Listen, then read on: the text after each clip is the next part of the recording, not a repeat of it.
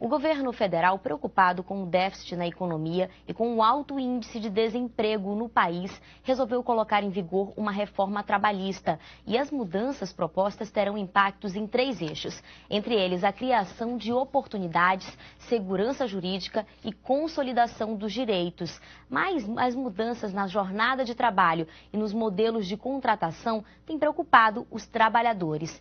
Por isso, nós convidamos o presidente da Associação dos Magistrados da Justiça do Trabalho no Amazonas, Sandro Namias, e Guilherme Feliciano, ele que é vice-presidente da Associação Nacional dos Juízes do Trabalho. Sejam muito bem-vindos. É um prazer recebê-los aqui na Record News. Muito obrigado. Bom, para começar, eu gostaria de saber sobre essa reforma trabalhista. Ela vem realmente para ajudar ou para trabalhar? Ela é necessária, doutor Sandro? Analisa, eu tenho dito que a reforma, nos moldes nos quais tem sido proposta, é um remédio sem eficácia, né? A ideia que tem sido apregoada é que a redução de direitos trabalhistas, ou a flexibilização desses direitos, poderia permitir uma maior empregabilidade. Ou seja, eu reduzo direitos, o empresário vê que está mais fácil contratar, essa é a ideia, está mais fácil contratar o mais barato, e assim eu emprego mais, né? E essa é uma ideia falha, é um remédio falho, porque a redução de direitos não garante a maior empregabilidade, não garante a mudança econômica, né? Se nós perguntarmos a qualquer empresário, ele vai dizer: eu preciso de segurança na economia, uma economia pujante, e assim, redução de direitos nos moldes que estão, porque a reforma ela atinge isso, ela restringe, ela visa limitar direitos, ela não ajuda o trabalhador, né? 2, ela não ajuda o aumento de empregos, nos moldes que está proposto. Quer dizer que uma outra proposta poderia ativar isso?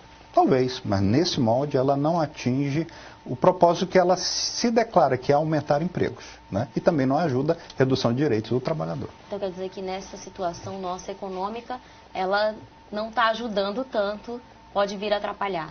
Ela não vai ajudar. O empresário hoje, se nós fizermos uma redução de encargos, né?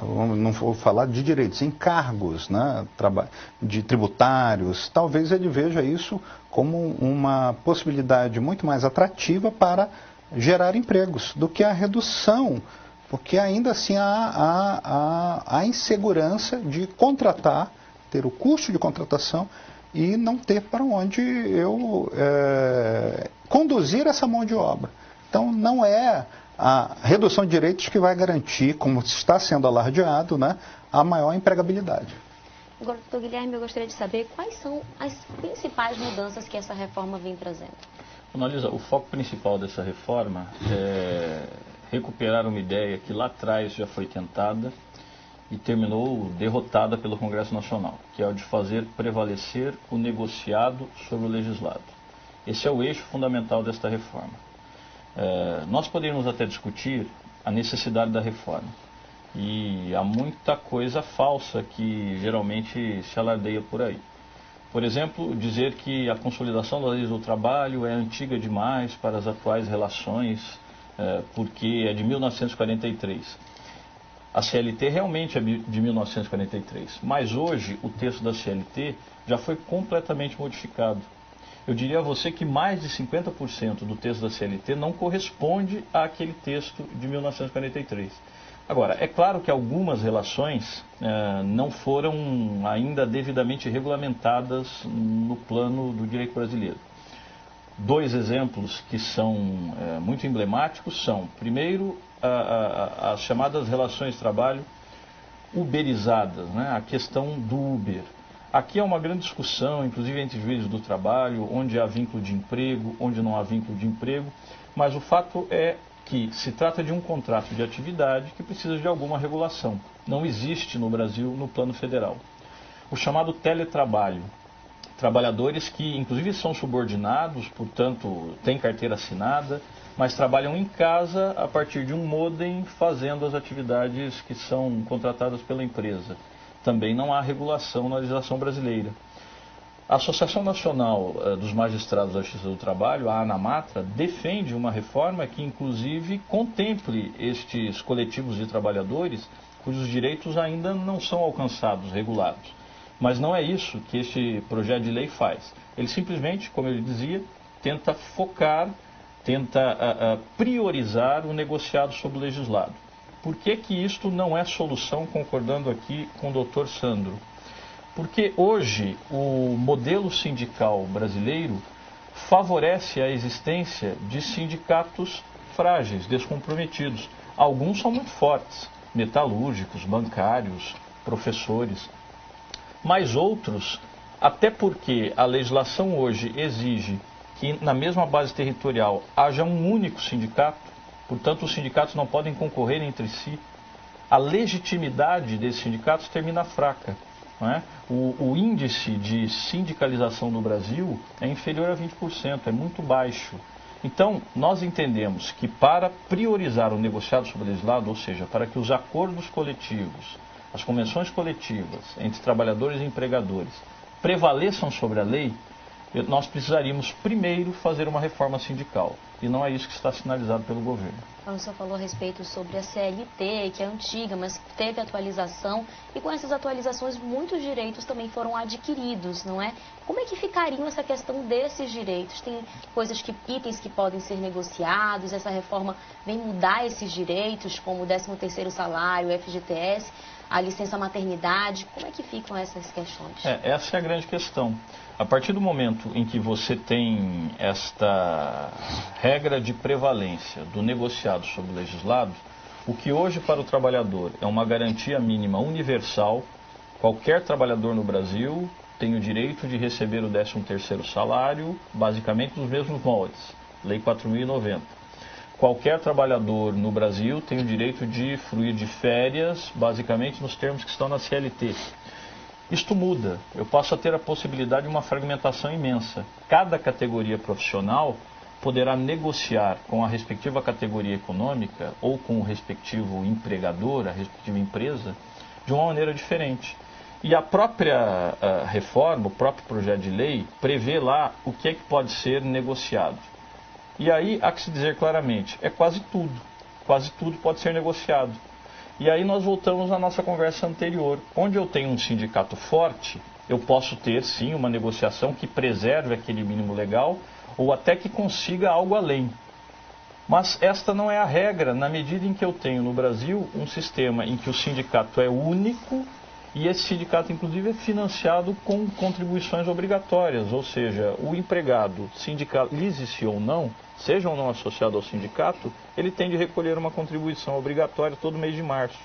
Tudo isso precisa ser revisto para que os sindicatos sejam fortes.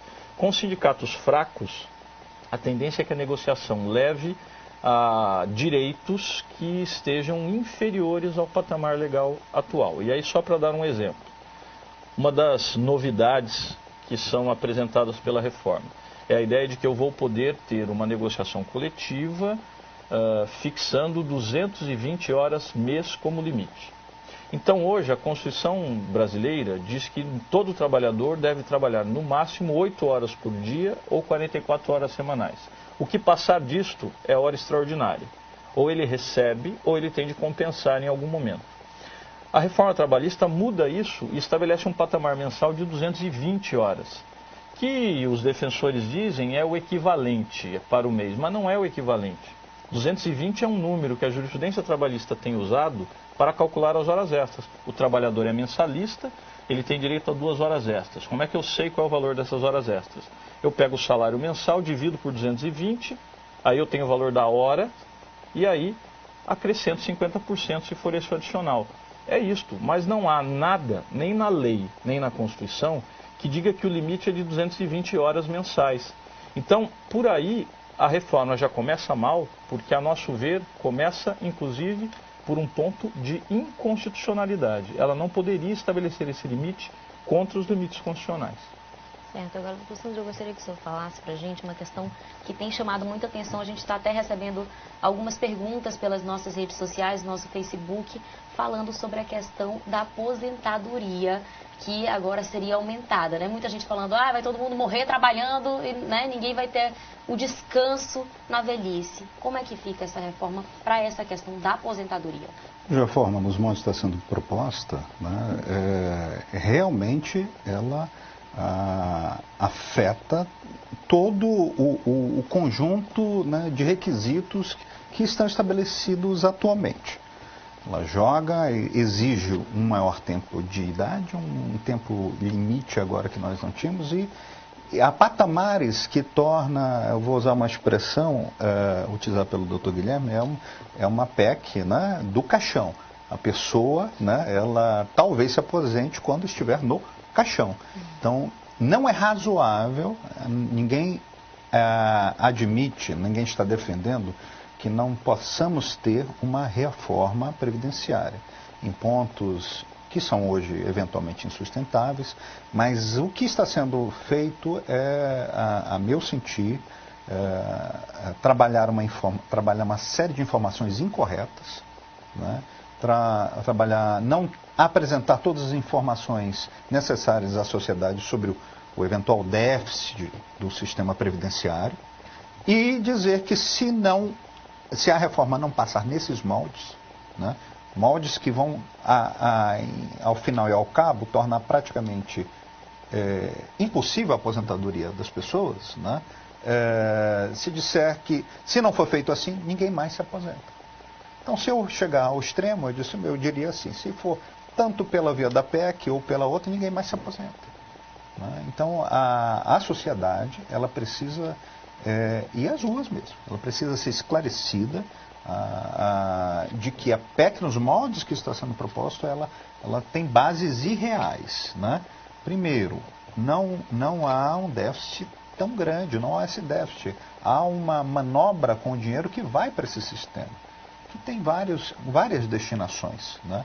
Mas a reforma ela pode vir, mas não nesses termos. Esses termos ela trabalha com uma premissa terrorista, né? De que se nós não fizermos desse jeito, nesses moldes está sendo proposta, vai acabar. Então, eu imagino as associações, a Associação Nacional, todas as associações nacionais de trabalhadores têm dado esforços para impedir que essa reforma passe nesses moldes. Há propostas, a ANAMATRA tem uma proposta alternativa, há propostas alternativas razoáveis. Nesses moldes, elas realmente têm que assustar todo cidadão.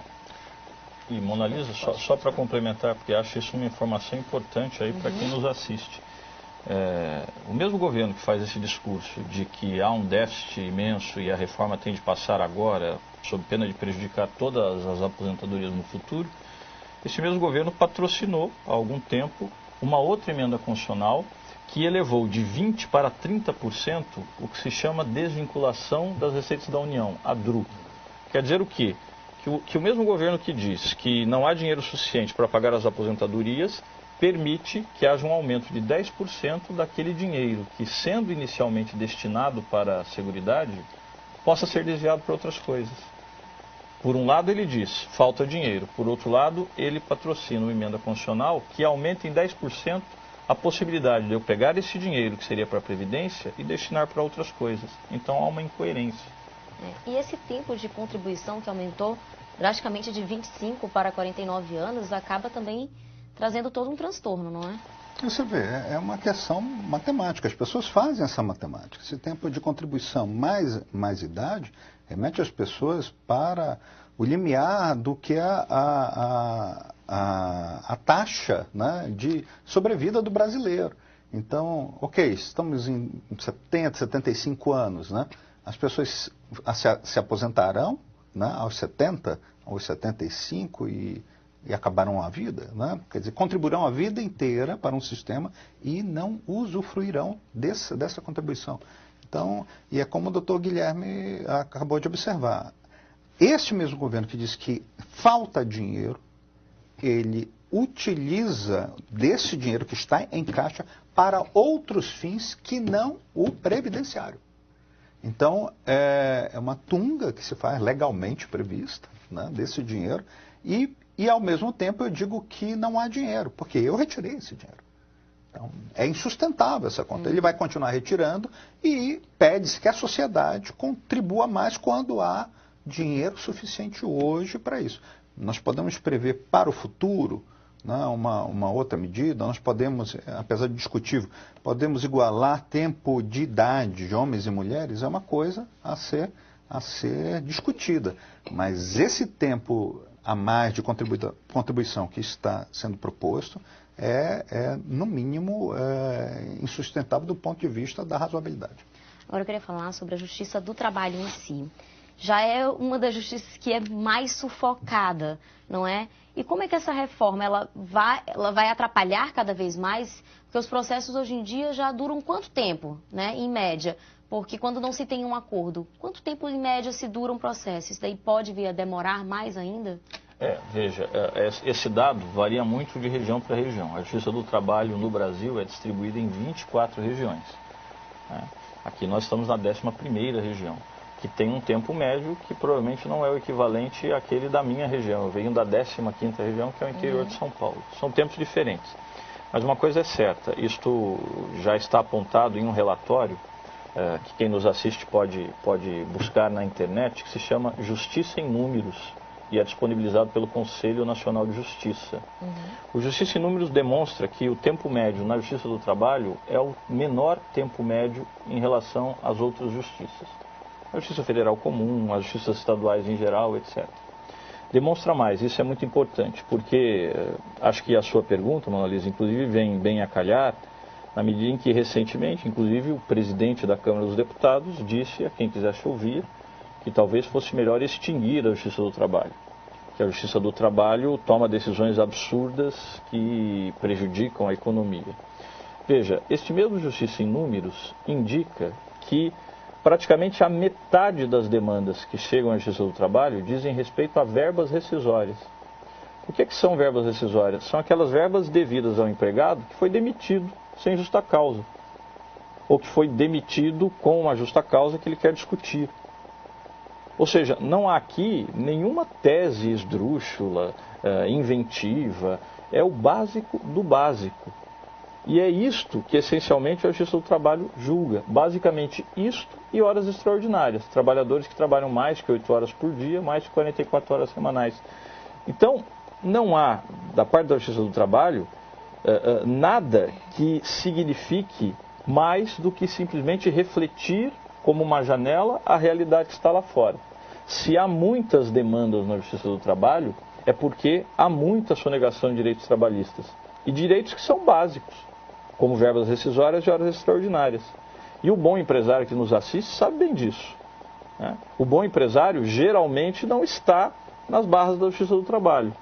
E quando, por uma questão mais pontual, tem de se dirigir para lá, geralmente a questão se resolve muito simplesmente. Agora, há no Brasil uma cultura, e é esta a questão, uma cultura de muitas vezes sonegar o direito trabalhista como uma forma de otimizar o lucro. E a Justiça do Trabalho tem a função exatamente de combater esta sonegação. Esta reforma impacta negativamente na Justiça do Trabalho? Isto o tempo nos dirá, mas eu posso talvez antecipar o seguinte. Primeiro, como ela potencializa o negociado em relação ao legislado, como ela pretende dar mais poderes aos sindicatos para que, em negociando com os patrões, revejam inclusive direitos legais mínimos, a tendência é que ela diminua o papel da Justiça do Trabalho. Porque se o negociado prevalece, o juiz do trabalho geralmente vai analisar apenas as formalidades da negociação. Ele já não partirá do princípio de que há um direito mínimo e abaixo daquilo nada é possível. Ele já não garantirá este mínimo, que nós gostamos de dizer é um mínimo civilizatório. Ele vai garantir apenas as formalidades. Então, diminui-se o papel da Justiça do Trabalho, o que eu acho ruim, porque ela é essencialmente uma justiça de cidadania. Né? Nós usamos muito a expressão, até para fazer a distinção, de que há a Justiça do Trabalho e a Justiça Comum. Né? Mas eu gosto de dizer, e isto não é meu, isso é de um professor meu, o querido professor Wagner Gílio, nós gostamos de dizer que, na verdade, a justiça comum é a justiça do trabalho. Porque todas as pessoas trabalham, todas as pessoas têm questões trabalhistas e, muitas vezes, litígios trabalhistas e precisam levar isso a um juiz. Na medida em que o negociado prevaleça sobre o legislado, o papel dessa justiça de garantir direitos mínimos diminui. E eu acho isto ruim. O senhor concorda também, Lucas? Concordo e quero fazer um alerta. Você perguntou o que é a reforma. Nós temos que registrar e alertar a população que a Justiça do Trabalho está sob ataque.